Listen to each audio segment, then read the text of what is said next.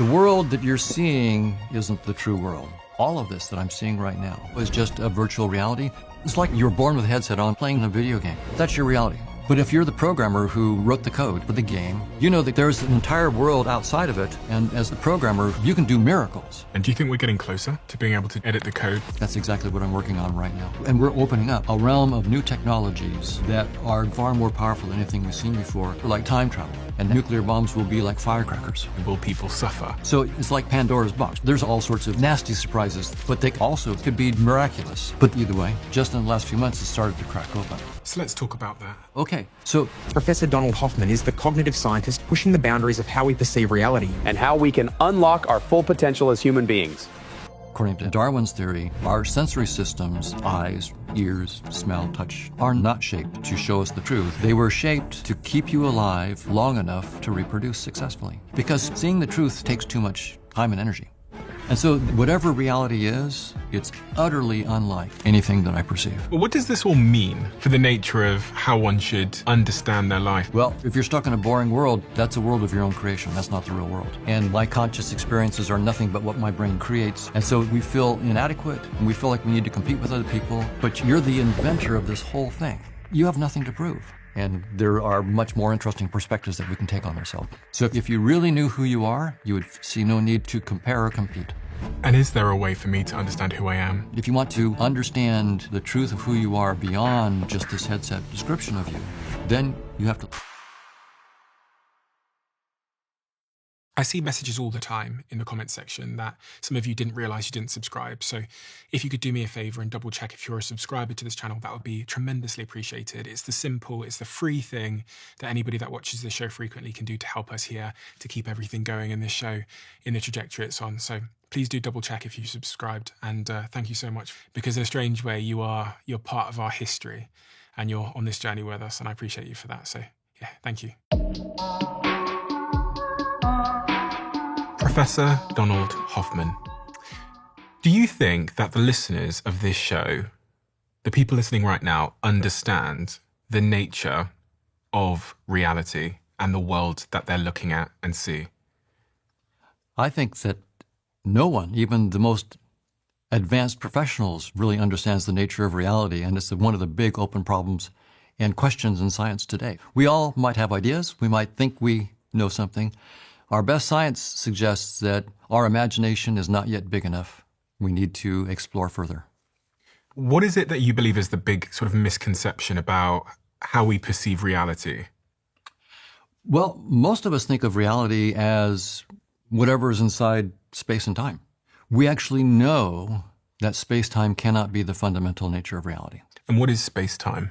So everything that you see around us, right, the space between you and me, there's maybe 1 or 2 meters of space between you and me. That's what space-time is. All the stuff that we can see in our telescope, put it that way. If you can see it in your telescope, it's part of space-time. But we know our best theories of space-time, Einstein's theory together with quantum theory, tell us that space-time cannot be the fundamental nature of reality. There's a small, if you go small, so I can talk about a meter. Yeah. And then I can go to, centimeters, and then, millimeters. And then we can go, micrometers, and you can go smaller and smaller. At some point, you go so small that space disappears. It no longer even makes sense mathematically. It's 10 to the minus 33 centimeters. So it's actually not that, in my view, it's not that small. It's not 10 to the minus 33 trillion centimeters. It's just 10 to the minus 33 centimeters. And all of a sudden, our equations tell us space-time doesn't have any effective meaning. Is There's no space-time a operational proxy meaning. for the word reality in some respects? Well, for most people, I think it is. For most people, they think that space-time is the reality. And what I'm saying is, it's the reality that most of us have assumed is the final reality.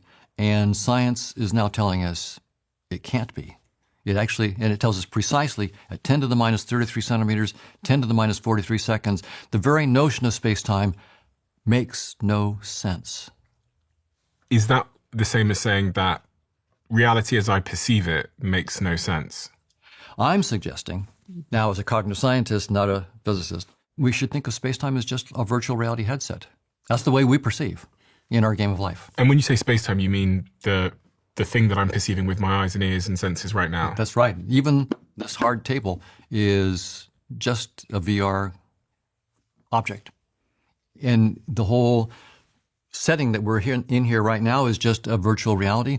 And there is a reality entirely outside this headset that is open to science to explore. And we're finding stuff, which you might call obelisks, geometric objects outside of space-time. So this is all brand new in the last, since like 2010 or something like that, roughly. So do you believe that? Do you believe that everything I'm experiencing and seeing now is basically like equivocal to me wearing a virtual reality headset, and that there's something beyond the virtual reality headset? Completely, because I believe the science. And the predictions of our theories about space-time are so good. Now, I have to always be careful about what I'm saying versus, and I don't want to put words in the physicist's mouth. So when I say I think it's a virtual reality, that's Hoffman, that's not physics, right? Are you able to swap out the phrase space-time for reality? Or is that inaccurate? I think that whatever reality is, space-time is a trivial aspect of it.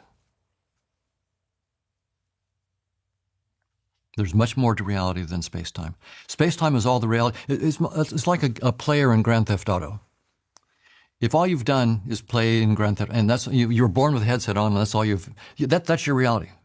But if you're the programmer who wrote the code, and you know the supercomputer that's running Grand Theft Auto, you know that Grand Theft Auto is a nice self-contained world, but there's an entire world outside of it that's utterly unlike Grand Theft Auto. It's a supercomputer with diodes and resistors and voltages that are being toggled. And when some dude is turning his wheel to drive the car, what's really happening when he turns the wheel is that millions of voltages are being toggled in a specific order in some computer. And it has to be exactly that right sequence for the thing to work properly. And the guy that's turning the wheel has no idea what's going on. There's this other whole realm utterly outside your imagination in Grand Theft Auto.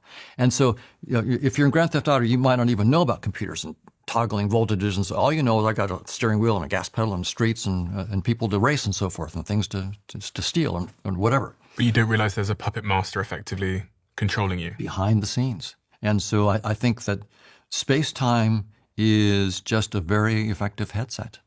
For anyone that doesn't know, Grand Theft Auto is a video game where you run around a virtual world, basically. That's right. Yeah, you're driving nice fancy cars in this world. That's right. So everything I see right now is a projection that I've made on the world, my world, in order to help me to survive. And my brain is not showing me things that it doesn't think I need to see because they won't be conducive with survival, because they are cognitively, in terms of like how much fuel and energy they would require to process and think about, they are cognitively inconsequential, or like it would be inefficient for me to spend my cognitive power to see those things. That's exactly right. And for a lot of people, I think that's counterintuitive, because they would say, look, evolution is about making you fit so that you can live and survive long enough to reproduce successfully. And surely evolution should do that by making you see the truth. I mean, if you see the truth, then you're going to compete in the game of life much more successfully than if you don't see the truth. So what are you talking about this headset nonsense for? This is not a headset. This is the truth. I mean, and evolution should shape us to see the truth. Now, I think that's what most people would assume. And in fact, very intelligent experts in the field assume that. And I suggest otherwise. In fact, we have mathematical proofs otherwise. If you look at evolution, Darwin said, look, we need to think about a gradual evolution over time of these species, maybe from very, very simple ones to more complex ones.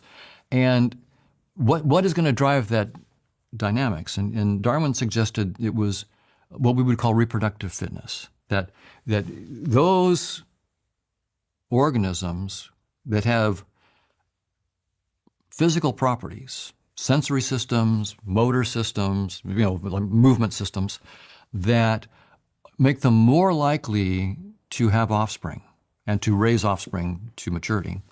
Whatever properties those might be, that's what we're going to call fitness. So the more fit you are is really saying how likely are you to have and successfully raise offspring. So Darwin suggested that And I don't think that he necessarily had to say that there was no God. It was just that if there is a God, it's not like God put it down perfect. And he did an evolutionary process. Yeah. Well, organisms adapt to their environment.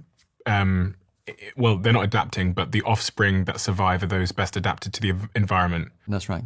So that was Darwin's idea. So the gradual evolution from presumably simpler organisms to more and more complicated organisms, and then multiple evolutions of things like eyes, like the cephalopod eye evolved differently from the human eye. And the cephalopod eye got certain things right that the human eye got wrong. Is that because the cephalopod eye was in a different environment, so it had different requirements?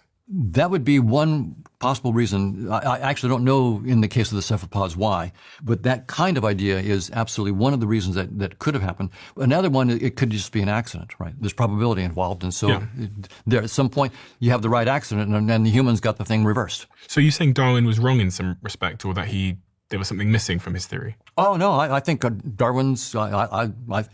In terms of biology, I think that there is no serious competitor to Darwin's theory of evolution by natural selection in terms of the scientific theory of the origin of species and so forth. And it's Darwin's theory and the mathematical formulation of it that I think also says that what we're perceiving is not the truth. That our sensory systems on Darwin's theory were not shaped to show us the truth. They were shaped to keep you alive long enough to reproduce successfully, period. That's all Darwin's theory actually says. Most of us think the way this evolutionary process does it is to make sure that your senses are telling you the truth about the external reality. I've published some papers with colleagues where we show mathematically that Darwin's theory does not entail that at all. In fact, Darwin's theory says the probability is zero that any sensory system, like eyes, ears, smell, touch, taste, has ever been shaped to see any aspect of objective reality truly. So the probability is zero that you see any aspect of the truth, period, on Darwin's theory. What you do experience is sensory systems that guide adaptive behavior. Guide adaptive behavior means they let you act. So your eyes, your nose. Your eyes, your nose, your eyes and nose and mouth. They guide you so that you act in ways that you don't die too quickly. Okay. And you can have kids that don't die too quickly. That's all it's about. I was just playing out the scenario then that you removed my eyes and you removed my ears and my nose and my ability to sense, temperature and things like that, all of my senses. I thought, if I was the only person on Earth and you removed all of my senses, what would reality be? Because if you remove my senses, reality no longer exists as far as I'm aware of it. But that doesn't mean nothing exists. And I'm wondering what that nothing would be. Like if you just imagine wipe off everyone on the Earth and it's just you, and we remove all of your senses, what is in that space? Because you're right, my senses, my eyes, my ears, my ability to understand temperature is a byproduct and consequence of me surviving. So I was playing out this and I was like, well, if we think about ghosts and the afterlife, maybe there was no reason from a survival perspective that I even needed to be able to see or acknowledge them. Maybe it just didn't help. Maybe it actually would have hurt me to have, because it would have been too cognitively demanding to process all of that information. So anybody that could process all that information wouldn't have been good at reproducing, therefore they wouldn't survive, therefore they wouldn't be here. So maybe those of us that are here were just really good at ignoring the other dimensions. That's what our mathematics says. I think that your intuitions on that are quite right. That if you pay attention to anything other than what allows you to have kids, you're wasting your time from an evolutionary point of view. Perception is expensive. It takes a lot of calories. You have to eat a lot of food to run your brain and to power your eyes and your ears. So you need to do shortcuts. You need to make your sensory systems not chew up so much of your energy. The more expensive your perceptual systems are, the more you've got to eat to power those. So that means you have to go out there and forage and put yourself at harm's. So so there's a trade-off. We try to do things cheaply in evolution.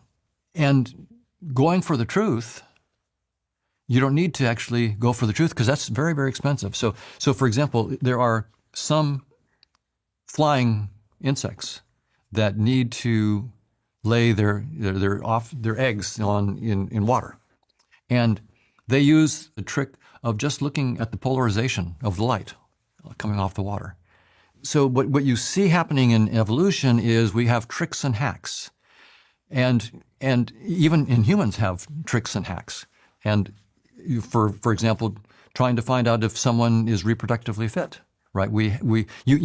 I can't actually look at your DNA and go, well, okay, he's got an A, C, G, and T, but he's got a C here where it's supposed to be a T, or I can't look at your DNA. So what do I look at? I have to look at your what I can see of your body and your voice and so forth. So one of the most compelling arguments for the fact that we aren't seeing reality as it is, and we're actually only seeing what we need to see in order to survive, is when you look at, as you were saying, as how different animals see the world.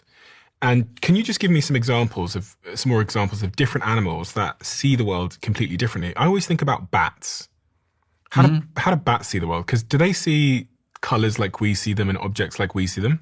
No, bats use echolocation. They'll send out little bursts of sound at very, very high frequencies, and then they have these big ears that capture the returns. And just looking at their sensory system, it says most insect-eating bats use echolocation, as you said. They emit high-frequency sound waves and see by listening to the echoes bouncing off other objects. That's right. And this gives them some kind of sonic map of their surroundings, helping them to navigate and effectively see in total darkness. So you imagine a bat. Right. Like then, if a bat is sat there thinking that they understand the nature of reality, when it's actually just a map of how the sound waves bounce back, they, I imagine, don't have the same, they have a completely different perception of what reality is to us. And therefore it would be quite ignorant to assume that we as humans are seeing reality as it is, when just like the bat, we've probably adapted to our environment and built senses, eyes, ears, touch, that helped us to survive. I would agree with you, but some of my colleagues would disagree, and they would say humans are much more complicated. And, surely bats and so forth, they have to have all these shortcuts and they don't see reality as it is. But we've evolved further and we're closer to the truth. From my point of view, what I see, this table and this cup and so forth, is just a convenient fiction. Whatever reality is, it's utterly unlike anything that I perceive. Utterly. In a TED Talk that you did in the 2000s, you talked about simulations that you ran to prove that, I guess in part, that I'm only seeing things that will help me to survive as a creature, as an organism. Can you explain to me simply what those simulations were and what they proved? Well, yes, in our simulations, and this is before we had theorems. So we did simulations just to see if the ideas were working. And we would have artificial organisms in a computer. Yeah. So it was like a game that we put together. And we would have a world, and we would let some organisms actually see the true state of that world. So they were the truth organisms. And then we'd have other ones that only had like a headset, an interface that only could see not the truth, but just some little bit of information that could guide adaptive behavior. That would help them to survive, reproduce. Survive, yeah, and reproduce. That's right. What we found was, for a wide range of conditions of the algorithm, the organisms that saw the truth went extinct. They weren't able to compete with the ones that didn't. And one of the things that came out of it was seeing the truth takes too much time and energy. It's complicated to see the truth. And if you have a simple trick that lets you do the same thing without having to have a deep insight, then you can get the same benefit. You can get the benefit without having to put all the effort out. I can give you a concrete example of an organism that does this. That's pretty funny. So there's the jewel beetle. It lives in the outback of Australia. It's dimpled, glossy, and brown. The males fly, the females are flightless. So the males are flying around, of course, looking for an eligible female. It turns out that men in the outback tended, for a while, we're drinking beer with these bottles that were also dimpled, glossy and brown. They throw them out into the outback, and they turned out to be dimpled, glossy, and just the right shade of brown to grab the attention of the male jewel beetles. They're actually on the bottle. They're full body contact. They're crawling all over it, and they still think it's a female. So how much do they know about their women? Very, very little they know about their women. A female is something dimpled, glossy, and brown. Apparently, the bigger the better. And that's what a female is. So you can see evolution didn't give these male beetles much insight into their females. They gave them just enough information to successfully reproduce, period. And that's sort of what evolution does. It gives you just enough information to reproduce before you die. So they're all making love to this beer bottle because right. they can't tell, they can't see That's right. reality. They can't see that this isn't a woman, this is a beer bottle. That's right. That's one of the more humorous examples of what evolution has done. It does things on the cheap, and that includes human sensory systems. So it's very humbling. We're not the epitome, and what we think is human appreciation of the deep truth of reality is just our little headset. What we experience and know is trivial compared to whatever reality is. Absolutely trivial. We know 0% of reality. And by the way, our scientific theories will always and forever explain 0% of reality, because they have to make assumptions. And every theory, scientific theory, has to make assumptions. And so we're going to have we'll have, in principle, an infinite sequence of theories with ever deeper assumptions, and we'll never get to the bottom. And since it's an infinite sequence, that means everything we got so far is 0%. So I'm a scientist. I'm all for science. I encourage young men and women to go into science. I think it's a great thing to do. But just know that all of our theories will comprehend 0% of reality. You know, people talk a lot about how their pets or other animals are able to see another dimension. Sometimes people say things like, my dog started barking at this, or I had cancer, and there's dogs or animals that have been able to, they believe, spot certain diseases inside the human body. And when you look at the sort of sensory faculties of these dogs can hear frequencies up to 65,000 hertz, whereas humans can only go to 20,000 hertz. Dogs have up to 300 million olfactory receptors. Yes. Humans just have 5 million. And some animals like cats can see different sort of frequencies of light. So it does beg a question. You know, if it's possible for an animal, an organism, to see the world in a different depth and width than us, right, what happens if you go further? Right, absolutely. There are some that can detect electric fields. So some fish can detect electric fields. Some birds, I believe, can see the polarization of light. And some insects, of course, use polarization of light to find where to lay their eggs. So, and we can't do that. So yeah, when we start to study other animals, we see these remarkable abilities. Interesting. And what does this all mean for the nature of how one should understand their life? Because I guess the way that we perceive the world causes us so much suffering or joy, depending on how we perceive it. Is there anything, people, from all of the work you've done and the books you've written, that people can bring into their lives to help them live better lives with this understanding of the world? First thing to note is that the world is far more interesting and varied than you can imagine. So if you think the world is a boring place, it's not. Your imagination isn't big enough. Whatever reality is, it transcends anything that you could possibly imagine. Spiritual traditions basically often say there's more to life than what you see inside space and time. There's something beyond. And I've been sort of pointing to that myself in my own way. I'm saying that scientific theories always have assumptions. So there's an infinite number of scientific theories that you can have, and you're never going to get a scientific theory of everything. What am I saying? That there's something beyond science. As good as science is, I'm saying there's not only not a theory of everything, the best theory we'll ever come up with is 0% of reality. So that leaves all this room for what the spiritual traditions are talking about, that there's something that transcends science. There is a way of thinking about this that I think is very illuminating, and it's about the intersection of science and spirituality. I'm a scientist. Who am I? I am someone, and I'm one of many someones, other scientists, who can create theories, and in principle, ever deeper theories, and there's an infinite sequence. So who is the I that can do this? No theory that I can come up with, is the final description of that I. In other words, the I that is doing all this theory building is the I that is real, that is making these theories, and that utterly transcends all these theories. And that's a spiritual point of view. So what does that mean? You're God? It means that whatever you are transcends any description. And that's what a lot of people say God is. Suppose I give you something you've never tasted before, like a piece of mint. And actually, I don't know what mint tastes like to you. I assume that it's like what mint tastes like for me, but I don't know. This is called learning by ostensive definition. And so we have this game where your experiences are your experiences.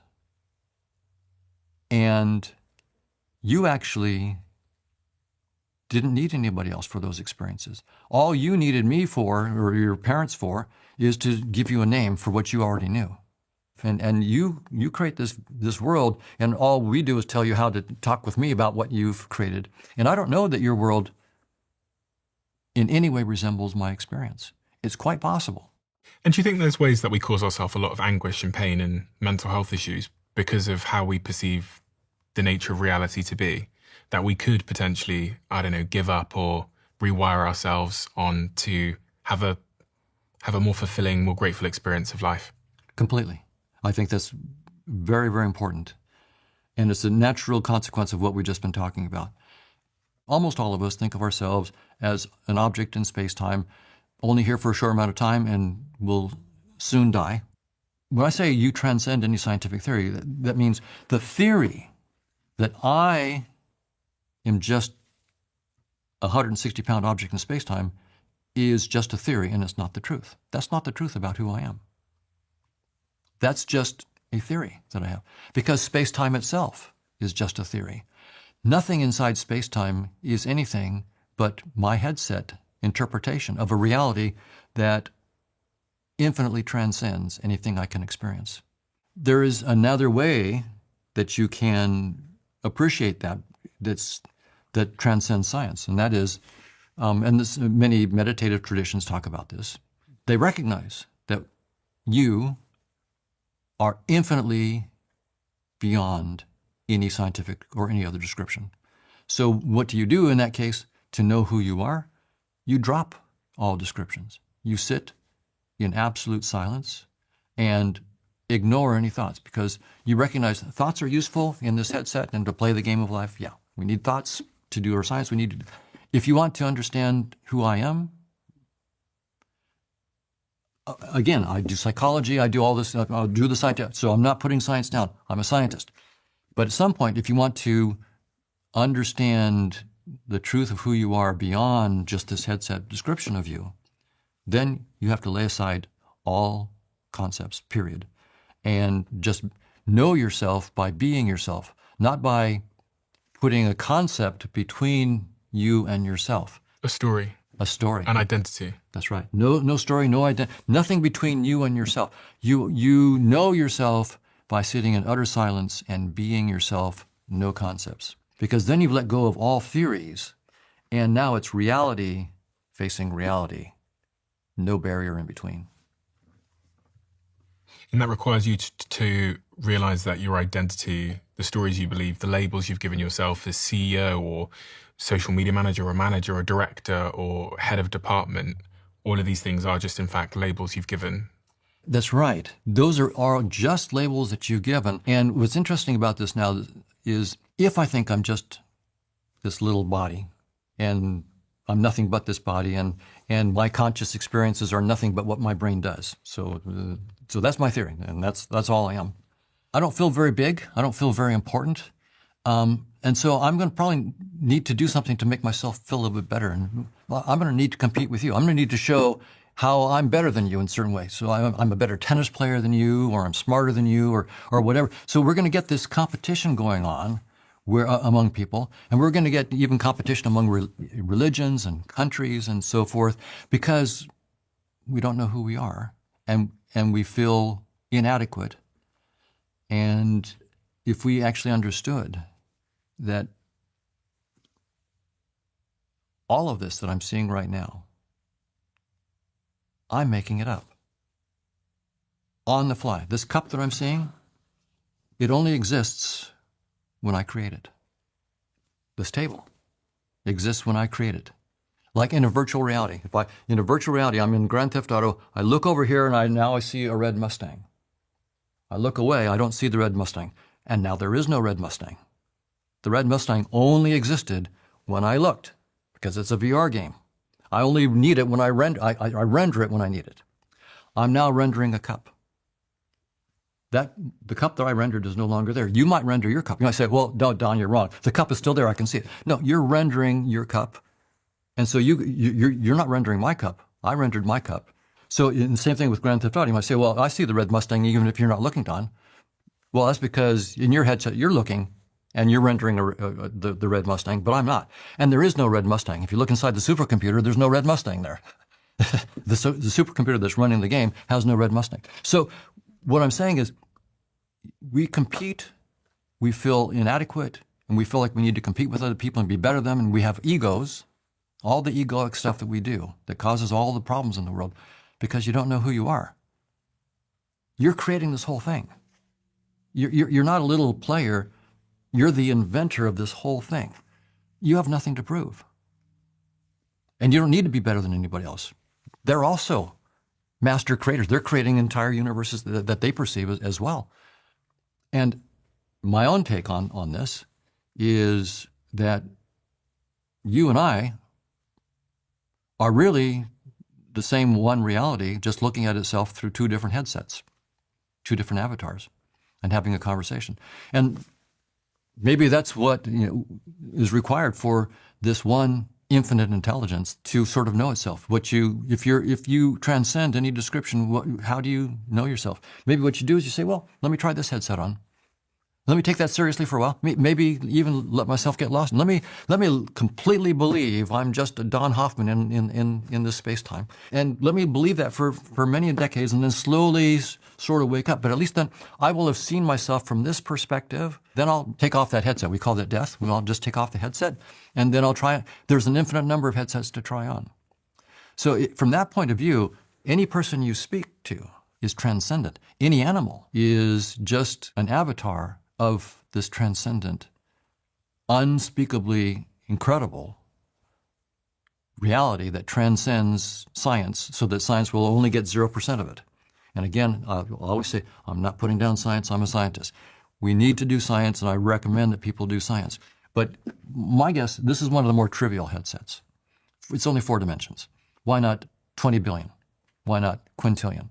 This is just a fairly trivial. So we may be in one of the more uninteresting perspectives on who we are, and there are much more interesting perspectives that we can take on ourselves. But the reason we have fighting, the reason we have egos, is because we don't know who we are. And is there a way for me to understand who I am? Or is the closest you've found meditation? I know you've meditated for 20 years or something. I should say, I should be a little careful about it. I think it really is important to do, for me as a scientist, to have done the science that I've done. But I think for someone else who doesn't do science, maybe that you do music, or you do some sports or something like that. That is a concrete way of knowing yourself through a perspective, and that's really important. And since we have billions of people, and then there's untold other kinds of animals and insects and so forth, this one infinite intelligence, whatever it is, has decided, I want to look at myself through the lens of a mosquito, and now of the bumblebee, and now of the jewel beetle that can't even tell a bottle from a female. I'm going to look at myself from this panoply of perspectives. So you're almost implying there that there's this one consciousness, and it's just using different organisms potentially as vehicles to understand itself and the nature of reality. That's right. So that would mean that me and you are the same consciousness, but you were born as a scientist in America and I was born as an entrepreneur in Botswana with different perspectives in order to understand the reality, which means that we're basically the same. That's right. The same consciousness, the same super intelligence or whatever, just manifesting as different eyeballs in different places. That's my view. And certain religious traditions do sort of hint, almost say that exactly. Like Jesus in Christianity, in like Matthew 25 says, I was hungry and you fed me. I was thirsty. You gave me something to drink. I was a foreigner and you invited me in. I was sick and you helped me. I was in prison and you visited me.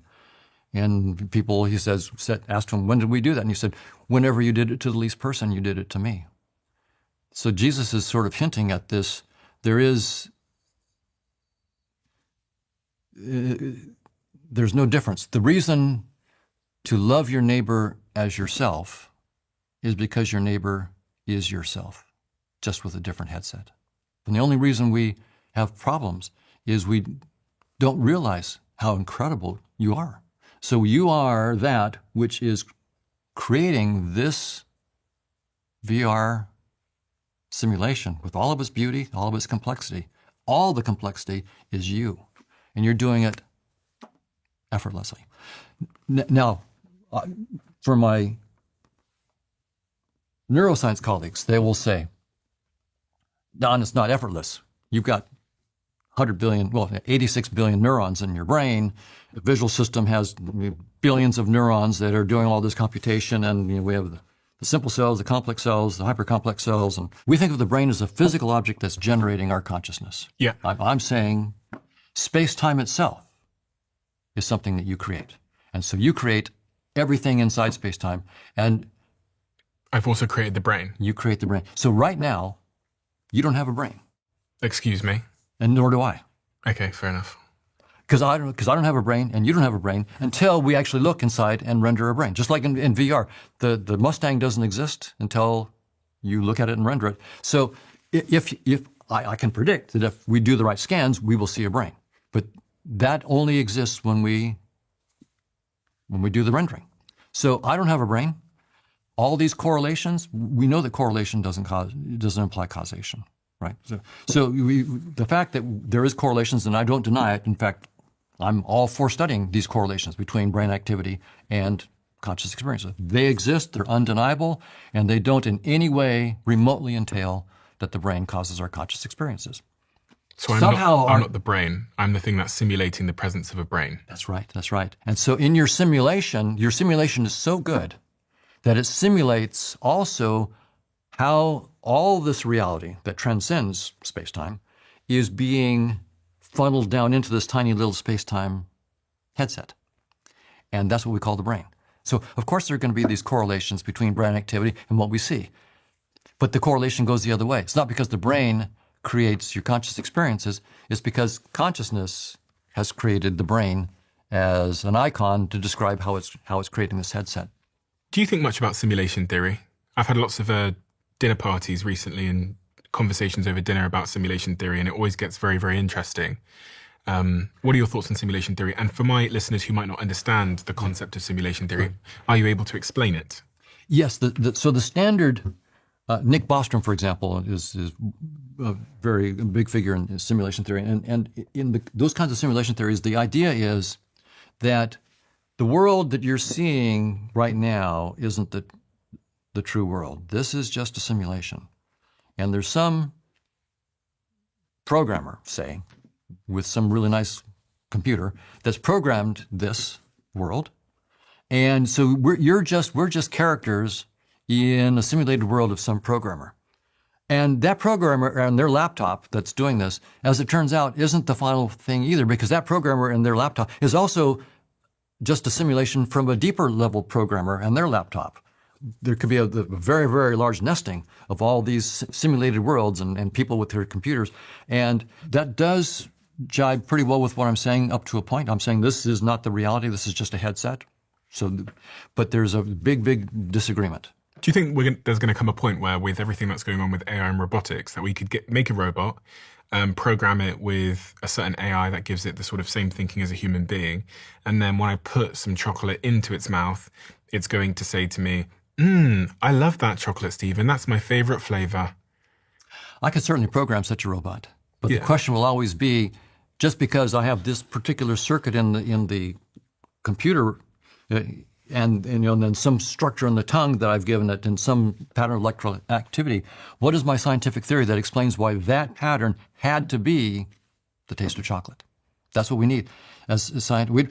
It's easy enough to make it goes back to your adaptive learning thing, where it's just learned through all of the data, through someone telling it, programming it to think that particular set of chemicals, send that up to the software, and then respond like this, which might just be how me and you are responding to life. We might not be conscious at all. Right, and what you're suggesting is probably how we would actually do it. Right, we would probably sort of train it and have it give us the right responses in that kind of context. So we'd probably do it something like that. But then as scientists, we want to understand. So we're claiming as scientists that an experience is a, say, certain causal structure or certain functional architecture. That's what we're saying it is. Because these are physicalist theories, and they're saying we're not going to start with consciousness. Consciousness is not fundamental. Space and time and physical objects are fundamental. And so we need to show how those physical objects and their properties give rise to these conscious experiences. So if that's the science you want to propose, then I have to be hard-nosed as a scientist now and say, give me your theory of mint. So do you think this is a simulation? So it's not a simulation in Bostrom's sense. In Bostrom's sense, it's a simulation in that it's a physical substrate that's giving rise to this whole world of conscious experiences that I'm having. Yeah, so it's that I deny. Like a game programmer sat at a computer making it. And somehow the physical system itself gave rise to the magic of the conscious experiences I'm having of red and green and love and so forth. Those conscious, so for the simulation theory, so this is my bone of contention with the simulation theory. It's very similar to my theory in all other respects, but this is a pretty serious bone of contention. For their theory to work, they have to show explicitly, scientifically, how a specific conscious experience arises from a specific program.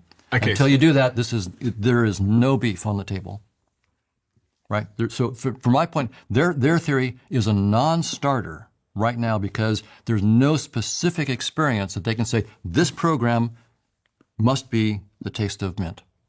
They can't do that. And until they can do that, they can't get this whole world of experience that I'm living in. Nothing. So there's no beef. All they have to do to give me some beef is to say, like in integrated information theory, they say, here's the matrix for mint. This is the matrix. Of course, then we'll ask, why? Why is that matrix, that causal structure, the taste of mint? What is your scientific theory for why that's the case? And what you'll see is, I think it's going to take the field a while to see it, but we will find that these approaches are vacuous. There's no beef.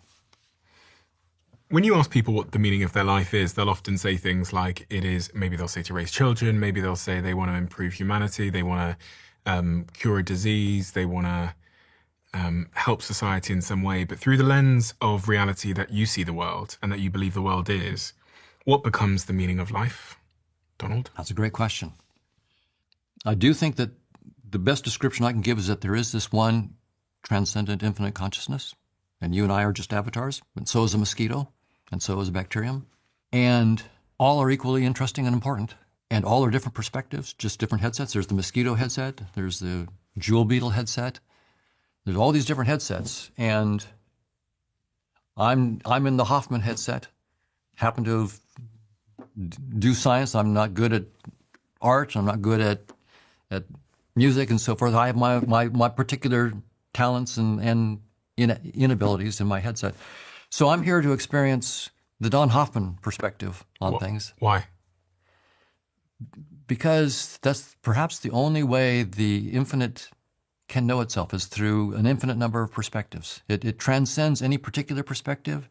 So why not get lost in the Hoffman perspective and a jewel beetle perspective and all these different perspectives And that's the only way to know yourself. But it's always the one consciousness that's knowing itself through an infinite number of varieties of experiences, of headsets. And did someone or something create that one consciousness? Now I'm above my pay grade. It's that's no. That's of course the right question, and it asks for an explanation. And the only explanations we have are either mathematical or scientific or both. The only really deeply serious, testable. But even informal explanations make assumptions.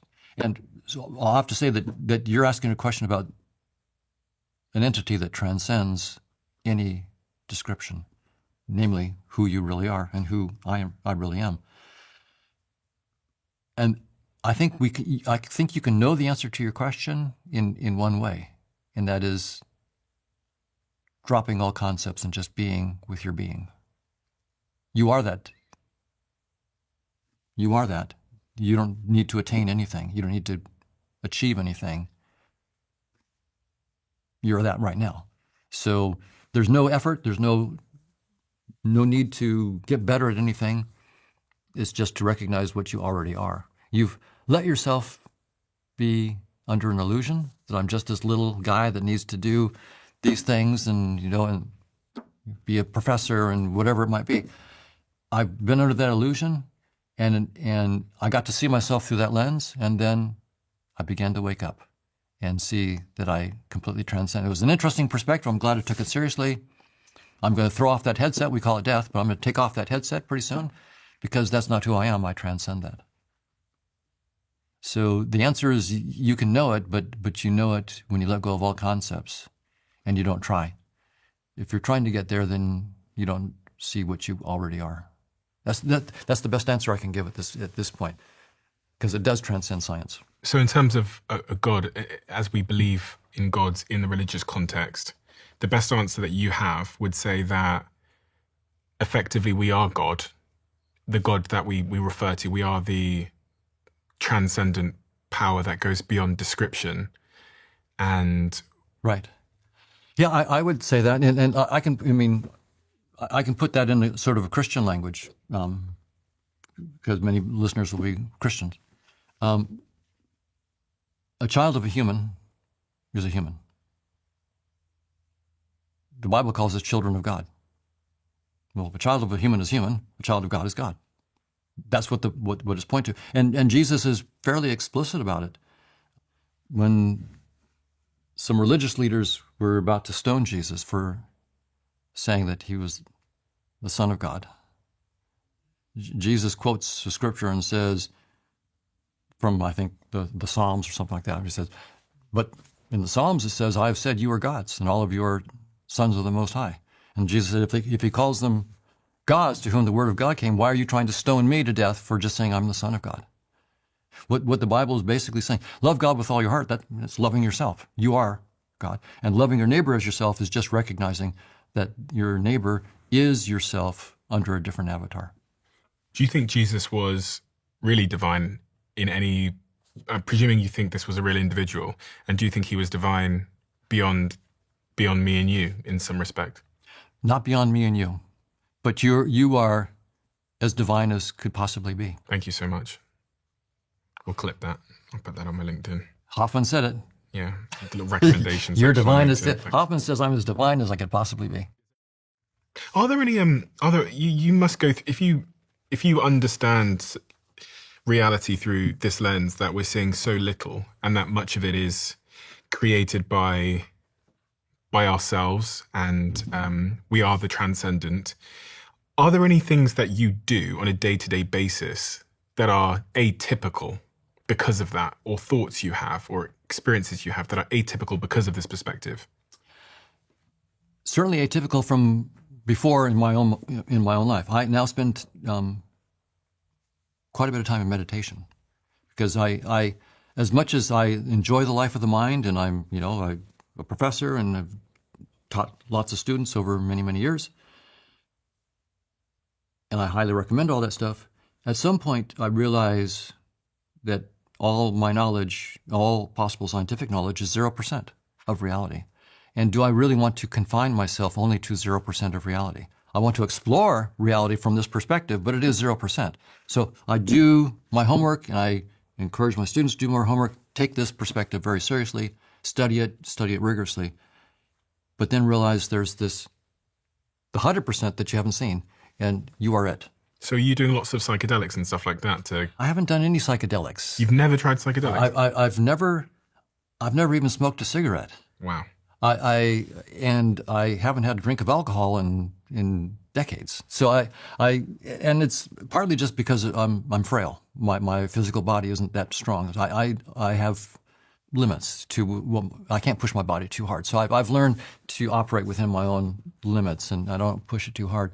But the meditation I do. Am I right in thinking that you now meditate 3 to 4 hours a day?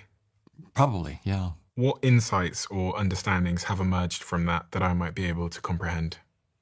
Any creativity that's ever come out in my scientific work, to whatever extent it's creative, it's come from the silence. So of course I had to do my homework and do my studies and so forth, but the novel ideas come from the silence. Personally, one thing I've seen is how identified I am with my avatar. I think I am this body. I'm really tied to this body. And it's the stuff that I'm saying at the emotional level, there's an emotional part of me that doesn't believe it one bit. Emotionally, you put a gun to my head, I'm scared to death. Mm-hmm. Intellectually, I'll say to you, this is just an avatar. I'm the infinite that transcends. So and when I die, I just, and I believe that. How deeply do I believe it? Put a gun to my head and you'll find out. I'll wet my pants. So it's very, very interesting for me to look at that and to see all the disjunctions, the things that are disjointed in my worldview. Well, it kind of makes sense, right? Based on your theory that our senses have evolved to help us to survive, because someone not liking your thinking or your theories or rejecting you or harm to your body, it would go against your survival. So theoretically, if we are in the world that you've described, in the reality you've described, which is basically designed for survival, then you would have developed senses that make you change behavior if there's a risk of someone not liking you. That's right. There are social pressures, and if you don't conform to them, you get feedback that can be very, very negative, and in some cases even death. If I go to a grocery store and don't happen to pay and just walk off with the stuff, I end up behind bars. There are rules of the game. There are rules of the headset. I transcend the headset, but I choose to allow myself to get lost in the game. Starting in January 2020, you did have a proverbial gun held to your head in a way, because you contracted COVID and went through, and are still going through, some pretty serious health complications because of long COVID. You developed heart issues within weeks, requiring hundreds of hours of critical care in hospital. You told me before we started recording that you've had heart surgery twice. Yeah. In 2021, at 66 years old, at one point you thought you might not survive because your heart had been at 190 beats per minute for 30 hours. And you sent your wife a goodbye message, right, because it looked like it was all over. Right, right. I am wondering what that brush with death did to your perception of life, your perspective, and how that all ties into your beliefs about the nature of reality. It certainly let me see how tied I am to my body and the fear that I experienced. Right, it's one thing for me to sit here as a nice academic and talk about how you're the transcendent reality. It's another thing to have your heart fail and to know that this is probably the end, and to face the raw emotions. So I have deep raw, and then I had to have another surgery. The first one kept me for a year and a half or so. A great surgeon, it's not his fault. He did a great job, but COVID is persistent. And the week before my second surgery, I was in the ER 3 times where they had to restart my heart. Just didn't know if I was going to make it. I would have to go have my heart restart, and then 2 days later go back and have my heart restart, and I was just hoping to make it to live to the surgery. And even now, I wouldn't be surprised if the heart starts to go bad again. So that takes us out of the abstract academic realm into something very, very concrete. Now, how do you deal with the fact that you really don't know from one heartbeat to the next? It keeps you from just talking abstractly about this stuff and being real about it. It's, what do I really feel about it? And when I look inside and see there's real fear, then I know, okay, this stuff about you're the infinite and everybody else is the infinite is still fairly just an abstract concept for you, Don. You haven't really gone deep enough. You need to go deeper and actually, if that's true, I mean, maybe it's all BS, right? But if it's true that you are the infinite and everybody else is the infinite, then you need to go deeper into that. And intellectually, I'm convinced. I mean, I've given you the reasons. Intellectually, I'm quite convinced. And it's really interesting to me that emotionally, I'm far from convinced. And I agree with what you just said about the evolutionary arguments for it. There's good evolutionary reasons for me to be wired up to have automatic emotional responses that are going to protect this body to keep it. So no doubt about it. So there's no reason to judge myself that my body has a fear response and so forth when there are things that are about to kill me. The issue is then, when I look at that fear response, can I look at it and accept it, or do I identify with it? Do I identify with the fear response, or can I step back and be the observer that watches the fear response? And in the meditation process, what I'm learning to do is, in some sense, what I was saying about the science. Science is great, but don't believe any theory. Theories are just tools. They're not the truth. No scientific theory, my theories included, are not the truth. And so also is my theory about who I am, not the truth. So to really let go of any theory, if I can really let go of any theory of who I am, then I'll let go of any fear. So it really comes down to this, what's really quite interesting. We will each die.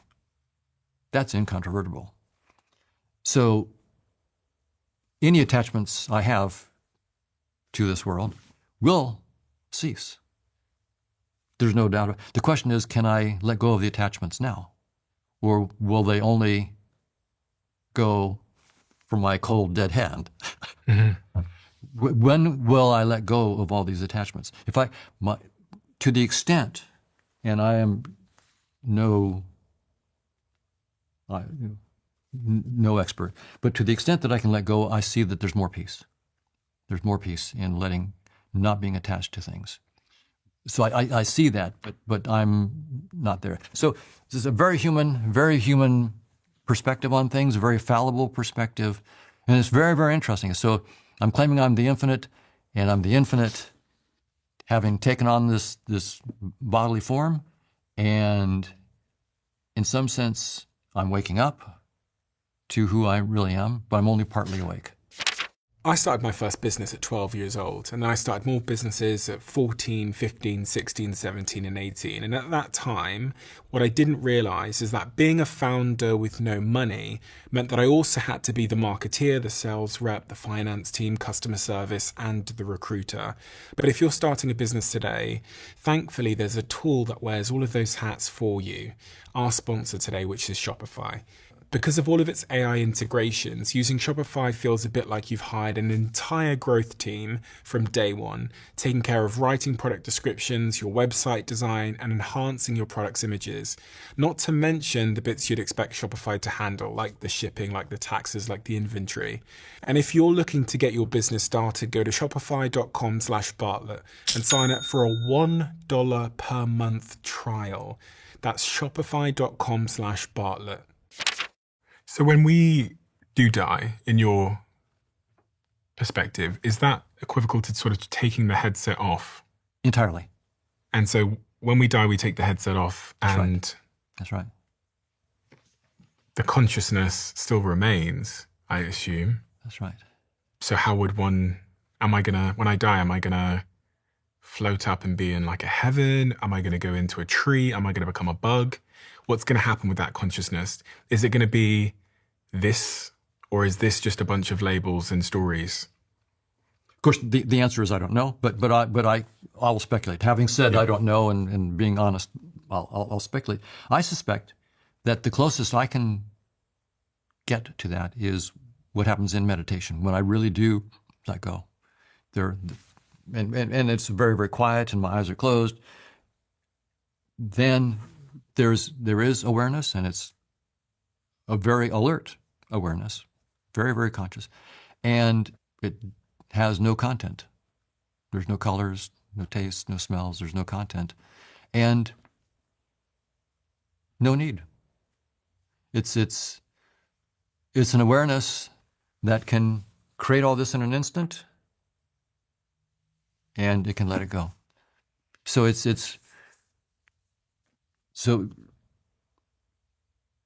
is the closest you can get to answering your own question is really just to sit in silence. And it's hard because the thoughts will come and come and come, and letting go of all thoughts is the difficult one. But when you do that, then I think that's the closest I can give to the answer to your question. We spend a lot of time debating whether this God is real, or whether this thing is real, or whether horoscopes are real, or whether this spiritual belief is real, or karma, or dharma, or reincarnation. Right. In your perspective then, is it somewhat ignorant to set your stall up anywhere, to say that something is or isn't true? Because, people are different sides of the spectrum. Some people are like, staunchly religious, and then others are staunchly atheist. Right. I think that, of course, like in science, there are certain things that are just plain nonsense. And in fact, most of the stuff that you just casually come up with, and my theory of electricity or my theory of the atoms, it's just plain nonsense, and it goes nowhere. It's not worth any time. So I suspect the same thing is true in spiritual stuff, where we have even fewer guardrails on our theories. But I think there are a few guiding stars. If it involves loving your neighbor as yourself, you're on the right track. If it involves putting a barrier between us and them and saying that they're bad and we're good, you're probably on the wrong track. What does this mean for grief? So many people are losing loved ones as we speak, or are contending with the reality that they are going to lose a loved one. What does it mean for the nature of love? Does it take anything away from love? Does it add to love? Does it strengthen love? Well, I think in some sense it comes down to love is the central thing. And in Christianity, Jesus, and I'm talking about that because my dad was a pastor, and that's the one I was raised in, so I know the most about this. So I'm speaking only because that's where I had some background. And when Jesus was asked what's the most important thing, he basically said, love God with all your heart, love your neighbor as yourself. So love is like number one. And my guess is that's really all you need. If your religion is love, and that's it, and that's how you act, you don't really need to add anything more to that. That's all you really need. Love your neighbor as yourself, you're done. That's all that you need.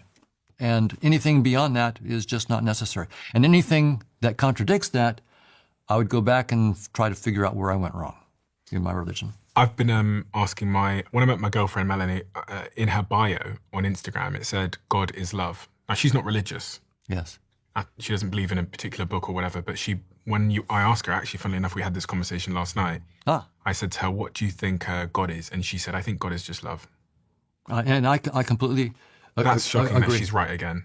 I think that love is the closest word that we can have to as a pointer. And again, it's just a pointer. Whatever love is just like the word mint only points to the mint. The word love only points, but I think it's the best pointer that we have. Love. And what is that definition of the word love? Because, people use I love Manchester United, but the love that you're describing seems to be much more about a oneness or... It's basically just really recognizing that person, even though they have a different color, a different race, a different creed, a different idea, that's just me. That's me in a different headset. And When I really, then I ask, well, how would I want to treat me? I get the right answer. That's love. How would I, if that's me, how would I treat me if that were me? Well, when you get the right answer, when you do that, you're acting in love. You're not going to beat yourself up. You're not going to call yourself names. You're not going to call you whatever. You're going to treat yourself the way you want to treat yourself, then treat others the same way. And that's what love is.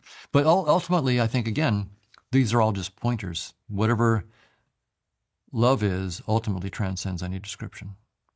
Do you believe, I did kind of ask you this earlier, but I was just looking at some of the research around how many people talk about these near-death experiences, specifically when more so when you have a cardiac issue, people seem to say that they had perceptions of hearing or seeing things or passing into some kind of tunnel or seeing some kind of light or a really positive emotion.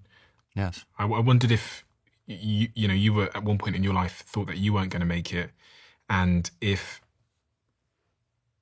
with what you know, it's increased your belief in these near-death experience accounts, that someone was sort of transitioning from this reality through taking the headset off. Like, it's almost like they took a little bit of the headset off, but not all of it, and then they came back to the headset. So, yeah, these very common experiences about near-death, a light in a tunnel and maybe a life review and then a choice to come back and things like that. It's quite common. And I'm not going to dismiss them one bit. I mean, it's hard to get scientific evidence on that. It would be very interesting to have a study in which people did have their heart stop, for example, were resuscitated, and ask how many don't have that experience. Mm-hmm. It would be, I mean, if we had a systematic study that did that, so we don't want to be tricked by paying attention to only certain parts of the data, right?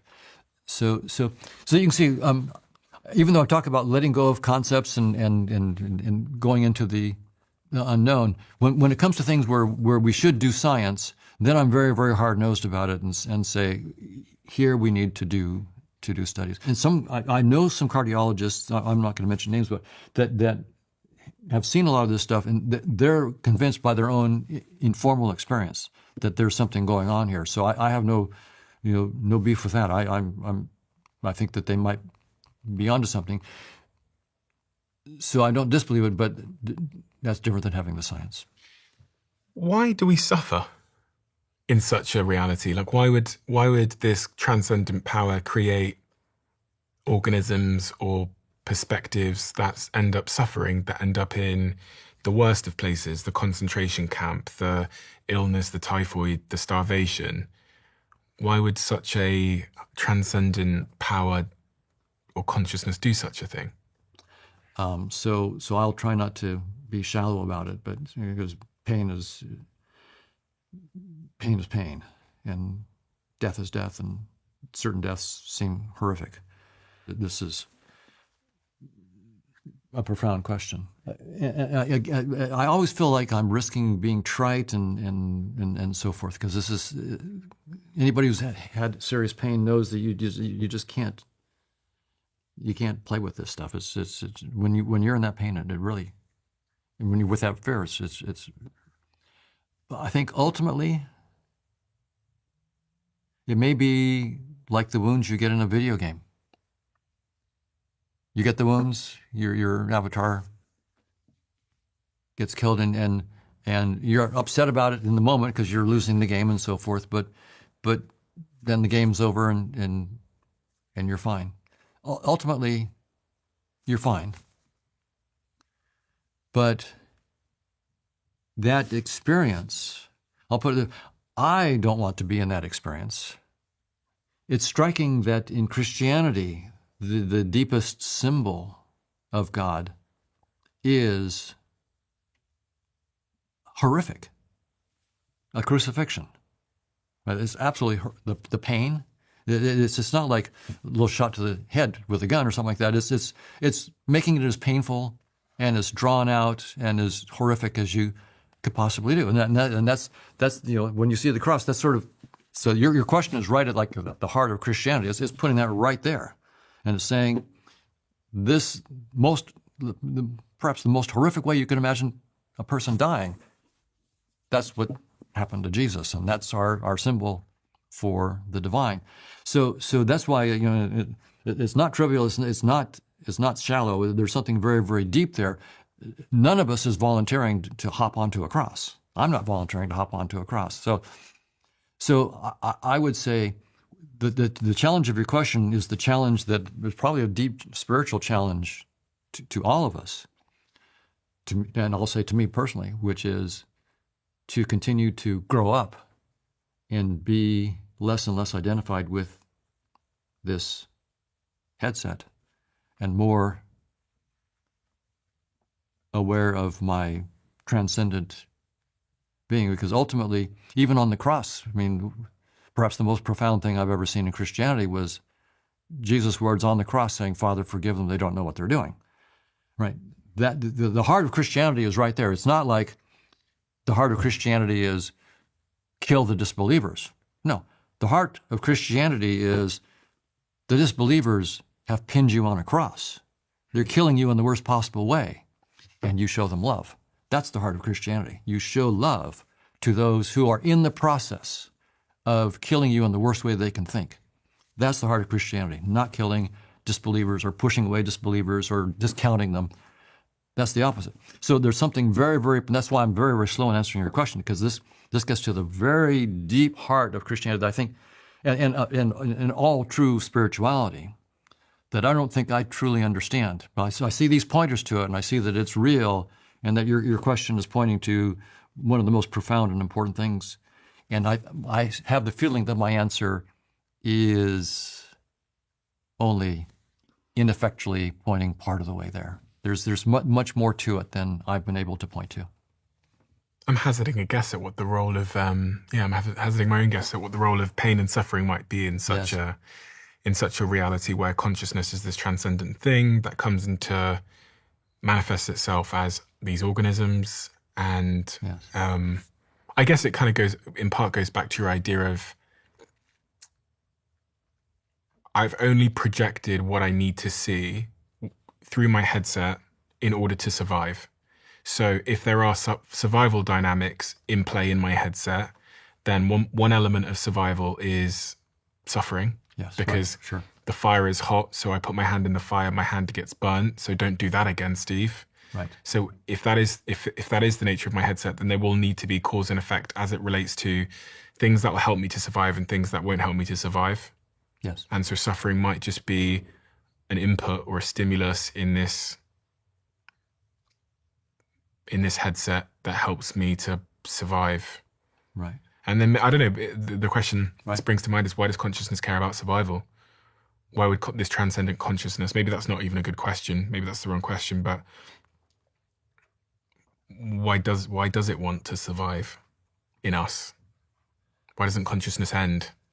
I mean,